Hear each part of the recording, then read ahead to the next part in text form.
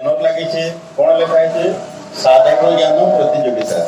आज्ञा माने होउछंती जनकल्याण सेवा ट्रस्ट बरगढ़ सदस्य माने हला आज से आम विद्या मंदिर गोटे क्विज कंपटीशन कले आम चतुर्थ पंचम षष्ठ श्रेणी भाई भौणी मैंने भाग नेले से जो माने कृतकार्य हेले एबे सेमानकु प्रस्तुत करिवे आज्ञा माने हला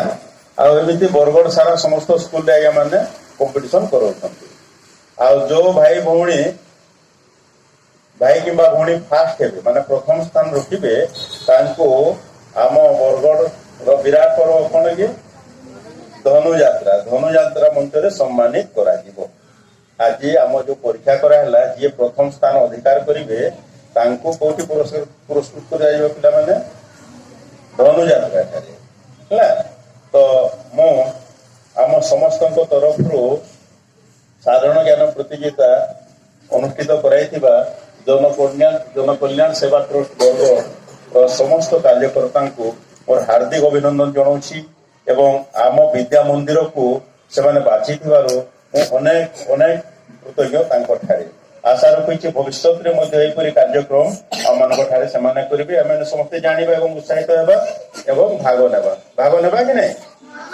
हाँ कि नहीं हाँ मु वर्तमान आज्ञा मान अनुरोध कर कार्यक्रम आरंभ करेंगे।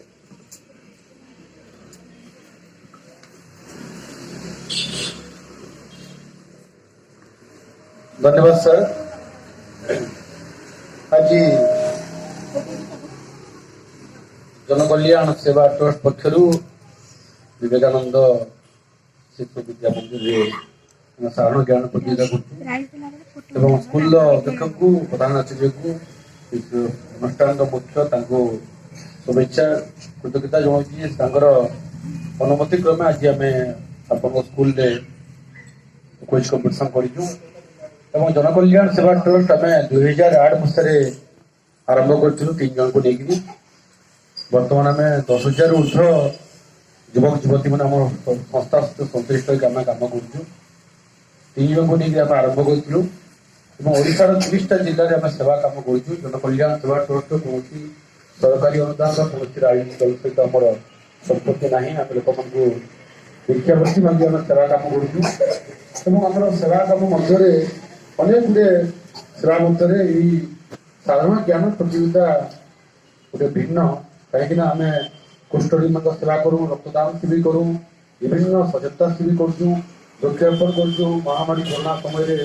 लक्ष लक्ष लोक मास्क सानिटाइजर और रिलीफ बंटन कर शुभ दिन में प्रतियोगिता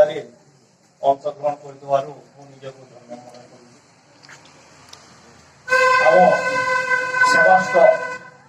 जनकल्याण सेवा ट्रस्ट प्रतिष्ठाता मुकुंद बाबू चिंताधारा बहुत उच्चकोटी से आज यही ट्रस्ट बंची रही आया कार्यक्रम मुकुंद बाबू जीवन काल में कर सारी निरा चिंताधारा अशेष अशेष धन्यवाद जना सहित आज जो कार्यक्रम रखी साधारण ज्ञान प्रतियोगिता यही विद्यालय में कुनि कुनि छुआ मान ज्ञान प्रतिभा को आगू आने से चिंताधारा बहुत उच्चकोटीर से धन्यवाद दूसरी आपण मैंने आज जमी श्रोता साजिंट दिने आमे भी आपण बयसर थिलु श्रोता साजिलु किंतु एबे आमे वक्ता साजिचु